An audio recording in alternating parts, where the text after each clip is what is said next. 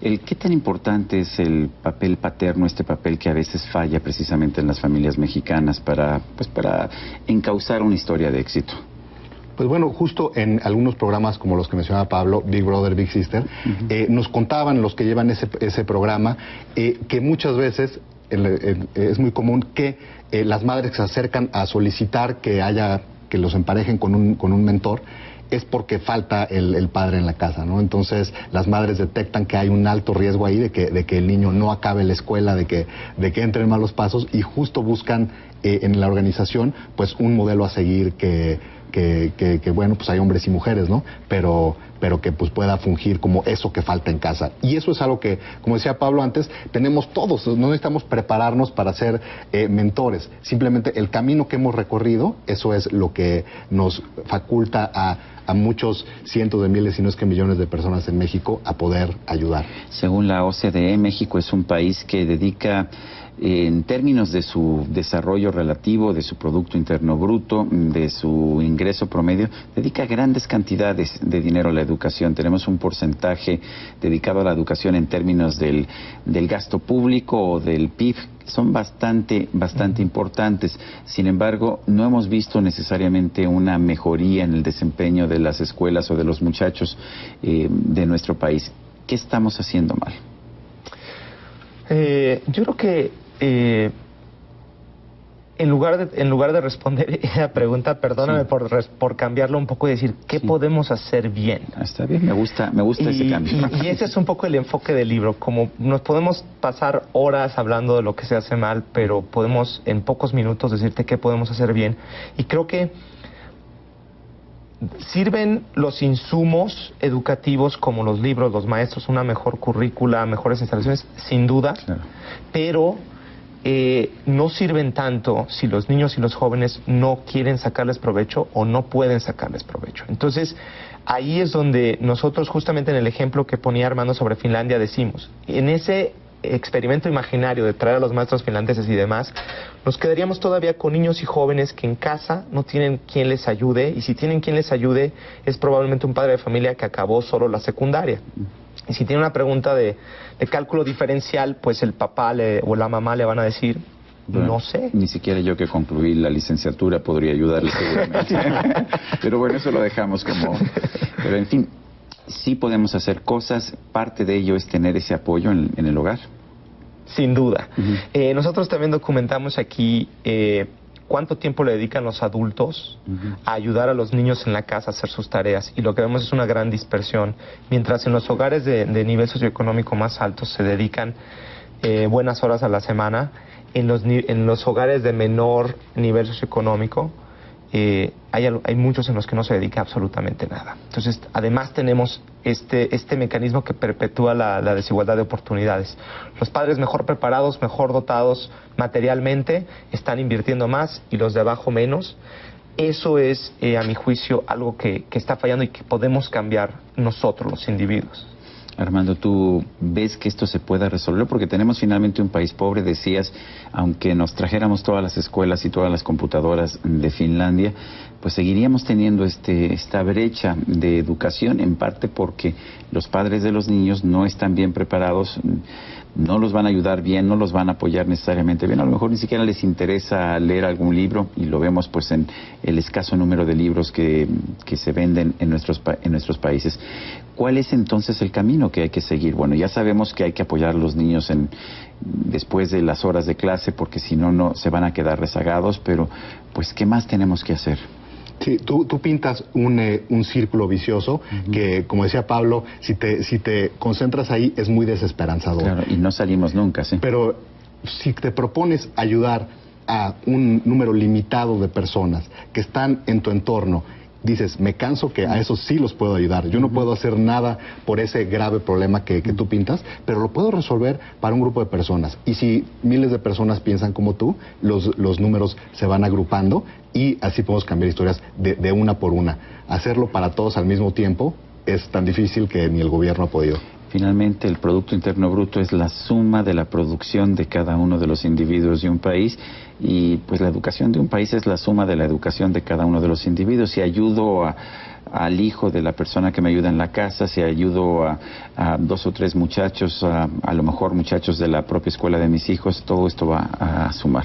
Claro, la gente puede resolver su historia y la de sus hijos en muy poco tiempo. Y hay una ventana ahí muy crítica, que son donde observamos los mayores niveles de deserción, que puede ser la preparatoria, una influencia oportuna en los que tienen mayor riesgo, puede ser determinante, ¿no? Armando Chacón, Pablo Peña, vamos a hacer una pausa. Estamos en la entrevista. Regresamos en un momento más. Estamos hablando sobre cómo hacer historias, cómo utilizar la educación como instrumento para mejorar. Regresamos.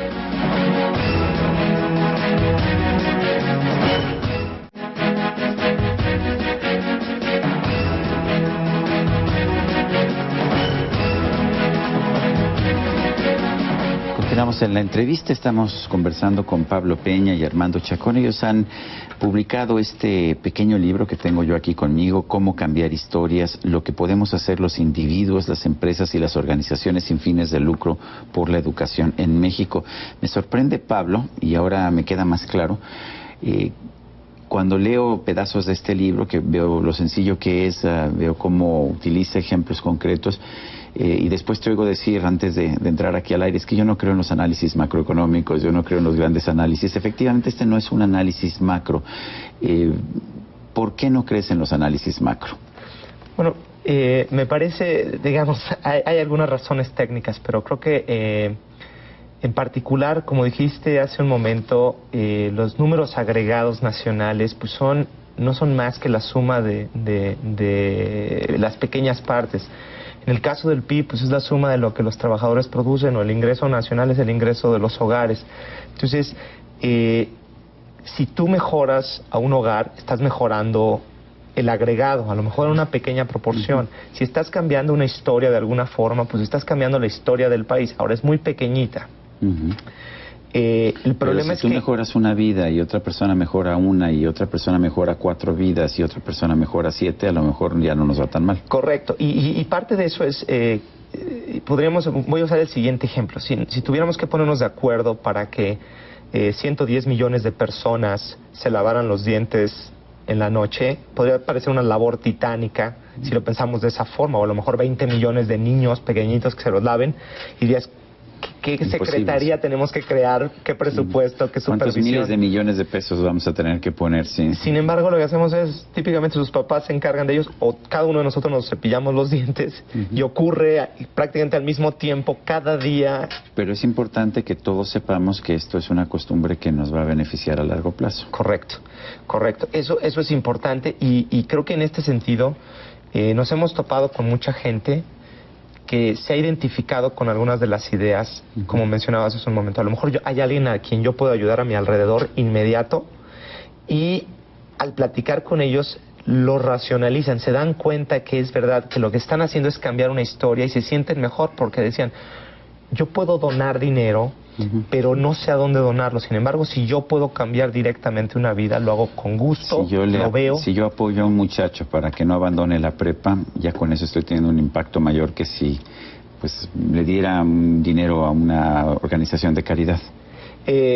Yo creo que sí, digamos, pero también creo que es una decisión muy personal a qué le quieres dar, y creo que esto abre una nueva puerta de muchas formas en las que uno puede cambiar la vida de las personas. Armando, ¿tú estás convencido de que la educación es el camino?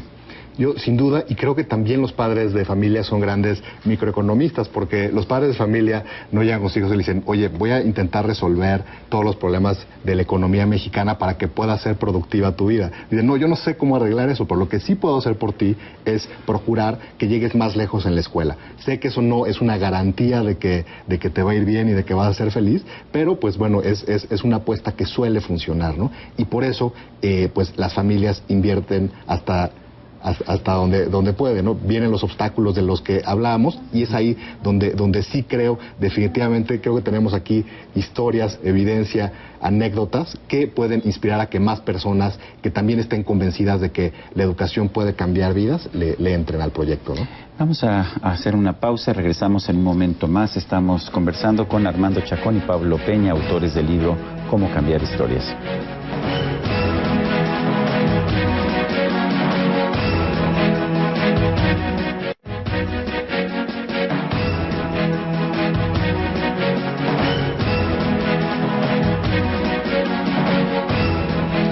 Bueno, pues concretamente, siguiendo la línea de Pablo Peña, me olvido de lo macro. Concretamente, ¿qué tengo que hacer yo mañana? ¿Qué tiene que hacer cada uno de nuestros televidentes mañana? Armando. Es muy fácil hacer un inventario de las necesidades más inmediatas que veo a mi alrededor y juntarme con personas que puedan tener las ideas y los recursos económicos y personales para llevarlos a cabo, ¿no? Pablo Peña, ¿tu consejo? Yo diría que vayan a nuestro website, comocambiarhistorias.com, que vean un poco más del libro, que lo compren en alguna de las librerías, para que se nutran un poco más del mensaje y vean concretamente que tienen la posibilidad de cambiar historias empezando el mismo día que lean este libro. Pues yo quiero agradecer a los dos, Armando Chacón, Pablo Peña, por habernos traído este pequeño libro, Cómo cambiar historias, que me parece que puede tener consecuencias fundamentales si realmente le hacemos caso. Gracias por estar con nosotros. Y a usted, amigo televidente, que hace posible este programa, se lo agradezco también. Eso es todo por hoy, pero no se lo olvide. Nos vemos la próxima.